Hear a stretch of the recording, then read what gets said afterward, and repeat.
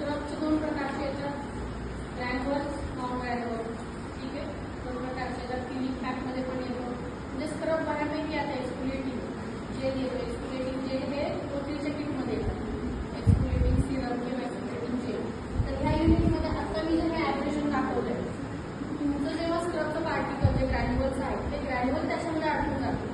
पण आपण आता फक्त क्लिनिंगसाठी तो यूज केला आहे.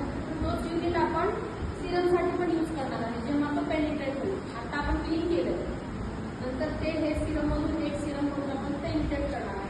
तर हे स्क्रब नंतर होणारी प्रोसेस आहे. जेव्हा तुम्ही जेव्हा एक्सफोलिएटिंग करणार आहात तेव्हा तुमचा स्क्रबचा पार्टिकल जो आहे तो त्या मशीनमध्ये अडकू शकतो, किंवा आपण म्हणतो की हे सगळ्या स्किनवर जाते मशीन. पण तुम्ही समजा ड्राय स्किनवर यूज केला स्क्रब ग्रॅन्युअलचा, स्किन डॅमेज होईल, सेन्सिटिव्हवर होईल. पण आपण